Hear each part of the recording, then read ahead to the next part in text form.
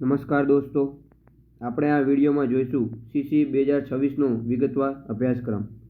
તો અભ્યાસક્રમ જોતા પહેલાં આપણે અમુક મહત્ત્વની બાબતો જોઈ લઈએ. જેમ કે ફોર્મ ભરવાની તારીખ છે 5/2/2026થી 20/2/2026 સુધી. તો 20 તારીખ સુધી ફોર્મ ભરી લેવું અને બને તેમ જલ્દી ફોર્મ ભરી લેવું.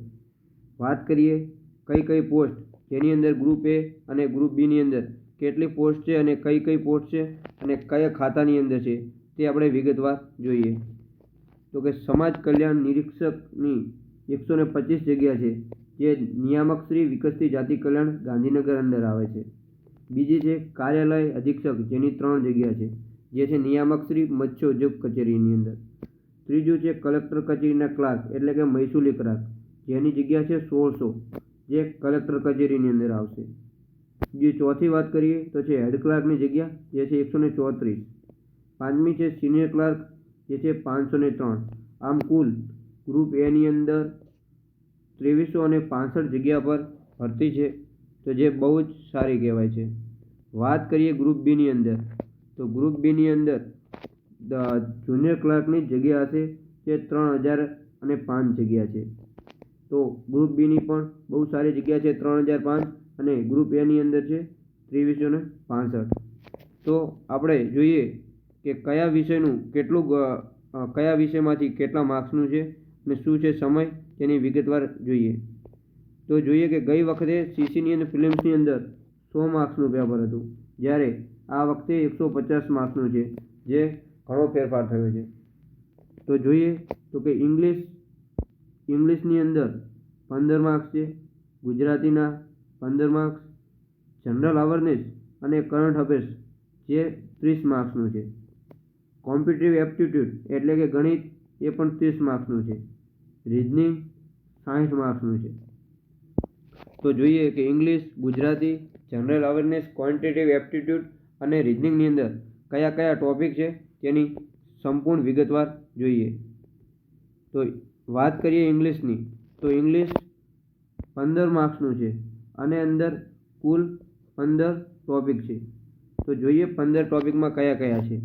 એક છે ટેન્સ, બીજું છે વોઇસીસ એટલે કે એક્ટિવ વોઇસ અને પેસિવ વોઇસ, ત્રીજું ડાયરેક્ટ અને ઇનડાયરેક્ટ સ્પીચ, ચોથું આર્ટિકલ્સ અને ડિટર્મિનર્સ, પાંચમાની અંદર છે યુઝ ઓફ એડજેક્ટિવ્સ, પ્રિપોઝિશન્સ અને કન્જક્શન્સ.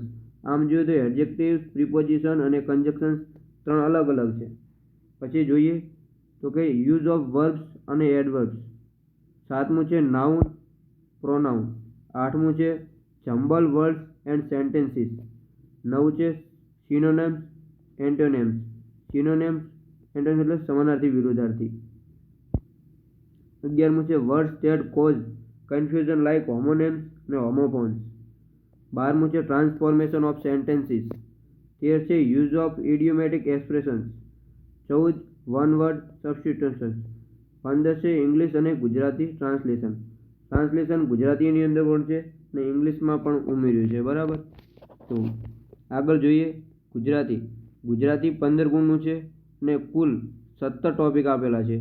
તો જોઈએ કયા કયા છે.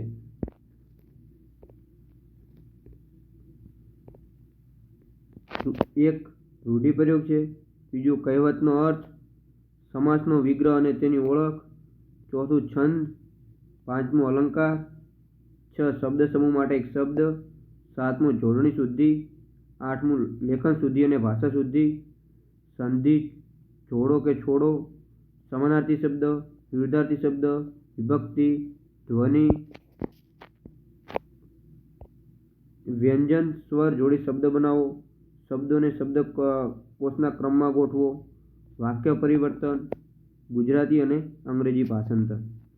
તો ઇંગ્લિશ છે 15 માર્ક્સનું અને 15 ટોપિક છે, જ્યારે ગુજરાતી 15 માર્ક્સ, આ 17 ટોપિક આપેલા છે. જ્યારે એક મહત્વનું 30 ગુણનું છે જનરલ અવેરનેસ અને કરંટ અફેર્સ. જનરલ અવેરનેસ એટલે કે જીકેમાંથી આવશે અને કરંટ અફેર્સ. વાત કરીએ કોમ્પિટિટિવ એપ્ટિટ્યૂડ એટલે કે ગણિત, ધોરણ 10 સમકક્ષ. ગણિતની અંદર ગઈ વખતે કરતાં આ વખતે ઘણા એવા ટોપિક ઉમેરી દીધા છે વધારે. તો તો જોઈએ કયા કયા છે ગણિતની અંદર. તો ગણિતની અંદર એક છે સંખ્યા પદ્ધતિ, નંબર સિસ્ટમ, લસાગુસા, ટકાવારી અને ભાગીદારી, નફોખોટ, સાદું વ્યાજ અને ચક્રવૃદ્ધિ વ્યાજ, ગુણોત્તર પ્રમાણ, સમય અને કાર્ય, વેતન અને સાંકળનો નિયમ, સમય ઝડપ અંતર, મધ્યક મધ્યસ્થ બહુલક, કૌંસ અને વિસ્તરણ, વર્ગ વર્ગમૂળ, ઘન ઘનમૂળ અને ઘાત ઘાતાંક, બહુપદીઓ અને અવયવીકરણ, પછી છે દ્વિચલ સુરેખ સમીકરણ અને દ્વિઘાત સમીકરણ, ક્ષેત્રફળ, પૃષ્ઠ અને ઘનફળ કે કોનું કે ચોરસ, લંબચોરસ, ત્રિકોણ, વર્તુળ, ઘન, લંબઘન, નળાકાર, શંકુ, અર્ધગોળક અને ગોળક દરેકનું ક્ષેત્રફળ, પૃષ્ઠ અને ઘનફળ અને યામ ભૂમિતિ અને ત્રિકોણમિતિનો પણ સમાવેશ કરી દીધો છે. આમ જોવા જઈએ તો ગણિતમાં કોઈ ટોપિક બાકી રહેતો નથી, એટલે ટૂંકમાં સંપૂર્ણ ગણિત કરવાનું છે. હવે વાત કરીએ રીઝનિંગની, જે ખૂબ જ અગત્યનું એટલે કે 60 માર્ક્સ ધરાવે છે. તો કયા કયા છે 60 માર્ક્સની અંદર 20 ટોપિક છે, જોઈએ કયા કયા છે. પહેલું છે કોડિંગ ડીકોડિંગ, જો લોહીના સંબંધ, ઉંમર અને ઊંચાઈ સંબંધિત પ્રશ્નો, દિશા જ્ઞાન, ઘડિયાળ અને કેલેન્ડર, વેન ડાયાગ્રામ, ક્રમ અને સ્થાન, સમાંતર શ્રેણી, શબ્દોની તાર્કિક ગોઠવણી, ખૂટતી કડી, સંખ્યા શોધો, શબ્દ આંકડાકીય તથા સામ્યતા. બીજા આના સિવાય ટોપિક છે ચિત્ર આધારિત સામાન્ય તાર્કિક પ્રશ્નો, સંભાવના.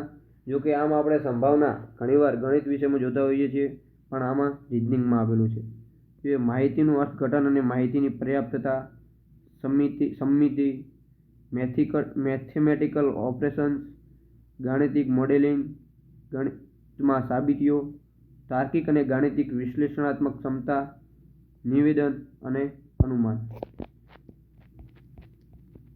તો આ આવી ગયો છે સિલેબસ. તો હવે તૈયારી ચાલુ કરી દેવી જોઈએ. તો thanks for watching video. Video તમને સારો લાગ્યો હોય તો લાઈક કરો, શેર કરો અને ચેનલને સબસ્ક્રાઈબ કરવાનું ભૂલશો નહીં. Thank you. આભાર.